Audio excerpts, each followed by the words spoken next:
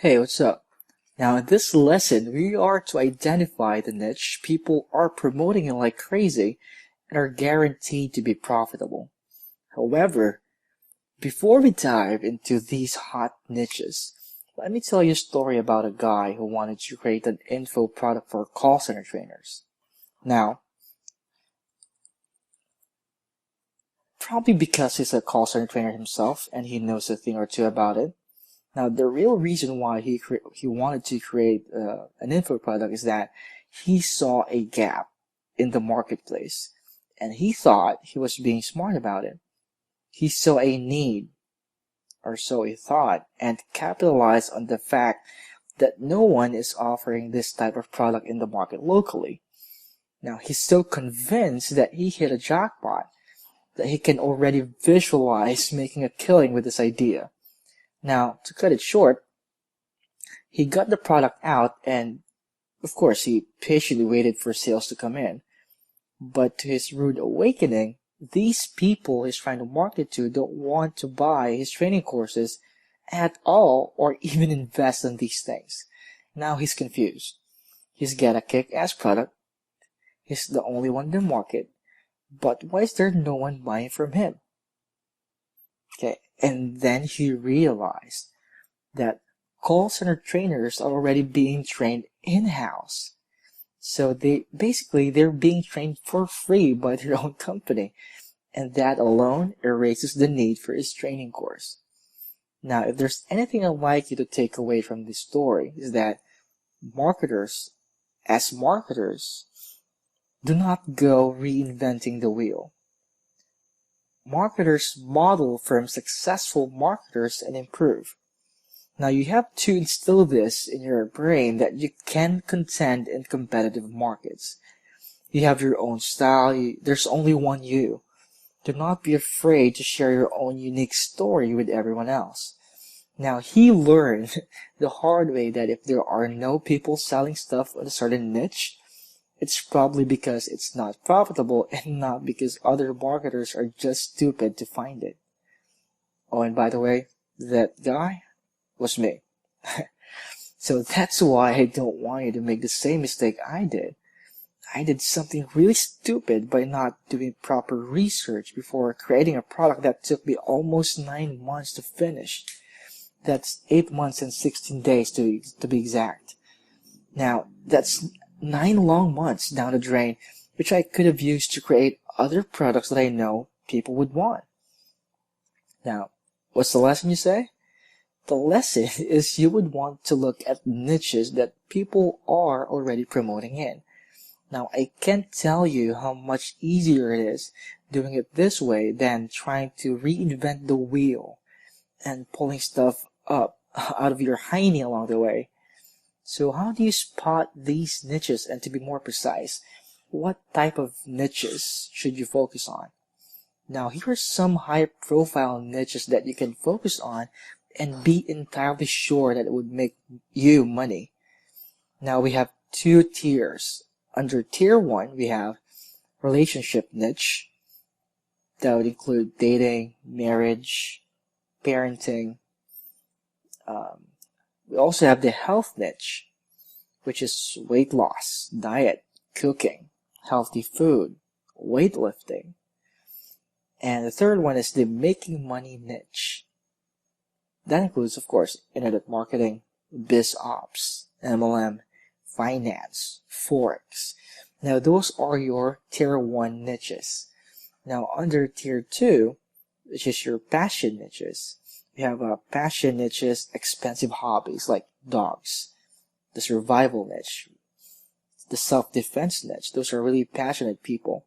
Golf, baseball. Now we also have the gaming niche. Now those includes anything that is related to video games. Now next is we have self-improvement niche. Now we have under self-improvement, some examples would be time management and avoiding depression. Now notice that I divided it into 2 tiers. Now the reason why is that tier 1 are those niches that are evergreen and most of the time they bring in the big bucks. Now, tier 2 niches, on the other hand, are also hot in a sense, but a bit more tamed compared to tier 1 niches. Now, this is not to say that your niche should be in these two tiers, but that's a start. For most marketers, finding a niche is such a chore. Why? Because finding a niche market involves a lot of research. I don't know about you, but that, my friend, is definitely a good sign. Now, here's the good news. The less people who don't do research, the better it is for us to do. And the main reason I like doing this is because most marketers won't. Right? It's like, for me, it's like picking up money on the table. So to start this lesson, you can print out the PDF document under this module and or the spreadsheet. Now on the spreadsheet or the PDF, you're going to see 6 columns. That's 1 column for each hot niche. Now the next process is easy because all you have to do, since you now have your list, is to connect the ABC list that you came up with from the lesson 2 and put the niche under the corresponding category on your table or spreadsheet. So using the list I gathered as an example earlier, here's what it should look like.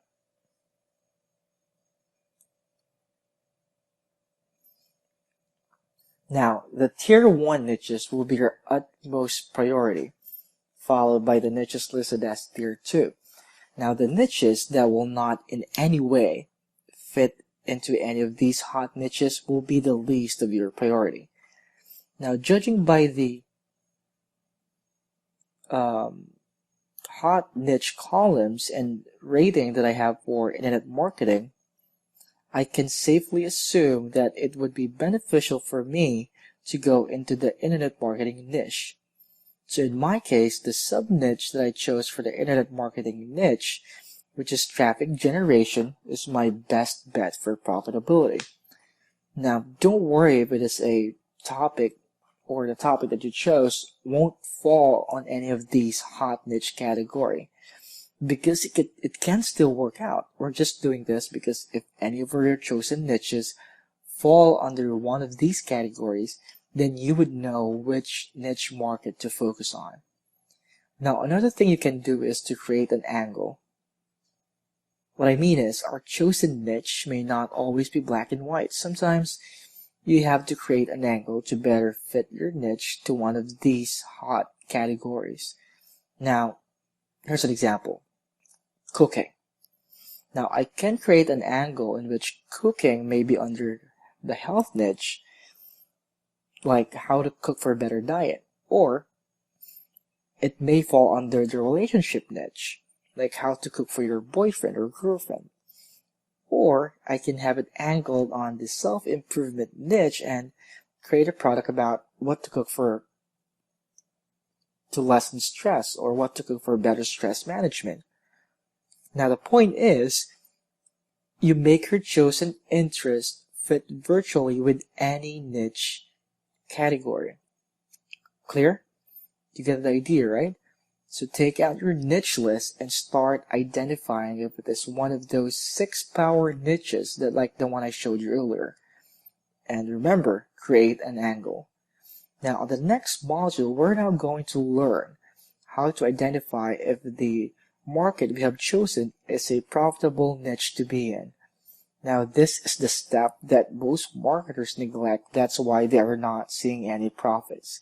So your homework is to repeat the whole process in module 1.